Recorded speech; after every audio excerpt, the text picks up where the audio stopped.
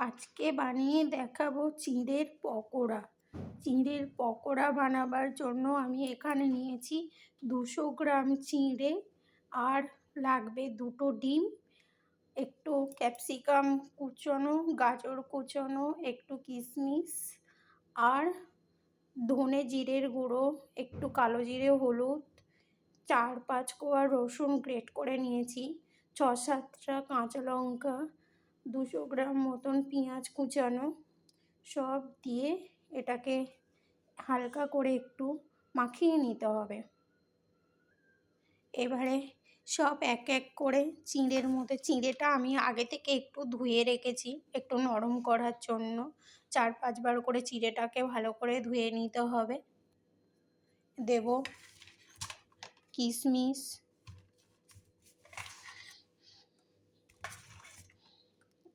Capsicum, গাজর কুচোনো, সব কিছুই দিয়ে দেব। দিয়ে একটু হালকা করে মাখিয়ে নেব। আপনারা চাইলে হাত দিয়েও মাখাতে পারেন বা কোনো চামচের সাহায্যেও করতে পারেন, কিন্তু হাত দিয়ে জিনিসটা মাখানো ভালো হবে। আর দিয়ে দেব একটু রসুন,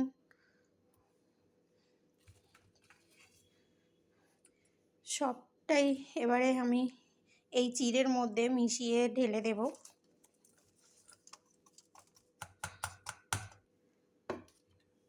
আর দিয়ে দেব 2টো ডিম, আর দিয়ে দেব একটু চালের গুঁড়ো, দিয়ে দিচ্ছি একটু চালের গুঁড়ো, একটু মচমচে হওয়ার জন্য চালের গুঁড়োটা একটু বেশি করে দেব। ডিমটা আমি ফাটিয়ে দিয়ে দিয়েছি। 3 স্পুন মতন চালের গুঁড়ো একটু মিক্স করে দিলাম, দিয়ে এটাকে সব কিছু দিয়ে মাখাতে হবে। চায়ের সঙ্গে চিঁড়ের পকোড়া বিকেলের হালকা করে টিফিন। এটা আপনারা চাইলে বাড়িতে বানাতে পারেন, একবার বানিয়ে দেখবেন। আমি হাত দিয়েই মাখিয়ে নিচ্ছি। মাখানোর সময় বেশি করে চিঁড়েটা যেন একটু গোটা গোটা থাকে, একেবারে চটকানো যেন না হয়। এটা গোটা গোটা থাকলেই বেশ ভালোই হবে। আপনারা যতটা ঝাল চান ততটা মিশিয়ে নিতে পারেন, কিন্তু 200 গ্রাম চিঁড়ের জন্য 6-7টা কাঁচা লঙ্কা আমার ঠিক মনে হলো তাই দিলাম।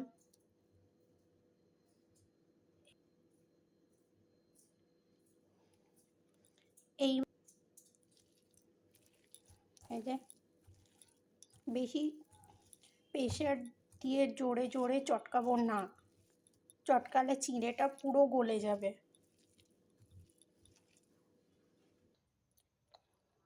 আর দিয়ে দিচ্ছি 50 গ্রাম মতন বেসন অ্যাড করে।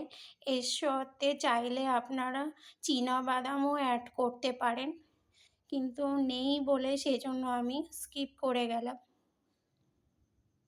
আর হ্যাঁ, এর সাথে একটু কালো জিরে অ্যাড করেছি, কালো জিরেটা দিয়েছি কারণ একটু ফ্লেভারটা ভালো আসবে।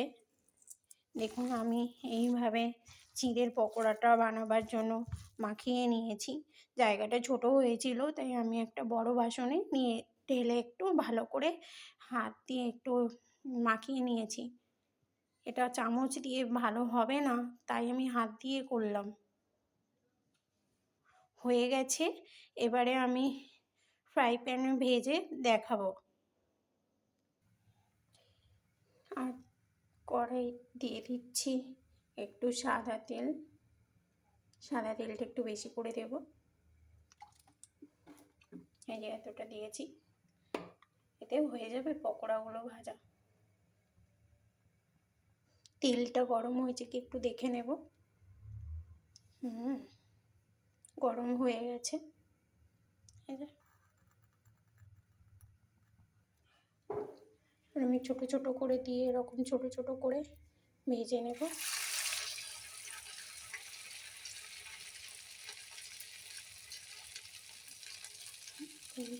ছোট ছোট করে চিঁড়ের পকোড়াগুলো এইভাবে করতে হবে। এবং ছোট ছোট এক পিঠ লাল হয়ে গেছে, আর এক পিঠ এবার ঘুরিয়ে দেবো, উল্টে উল্টে দেবো, একটু একটু উল্টে পাল্টে ভালো করে ভেজে নেব। সবগুলো একটু উল্টে উল্টে দেবো।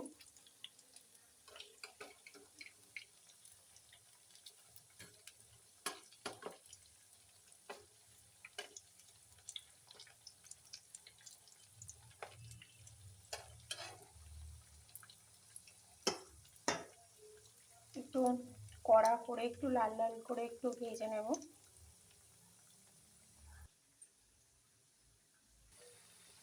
দেখেছেন কি সুন্দর ব্রাউন কালার চলে এসছে।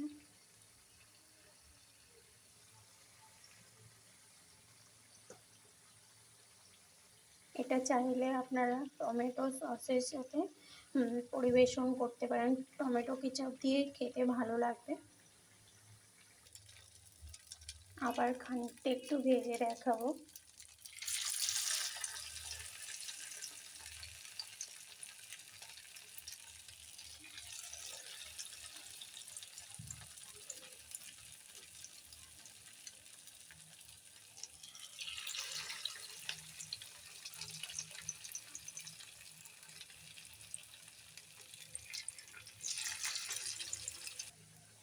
খানিকটা ভেজে তুলে নিয়েছি, আর খানিকটা ভেজে একটু উল্টে পাল্টে ভালো করে ভেজে নেব।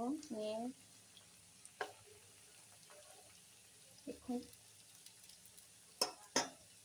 দেখতে কত সুন্দর হয়েছে।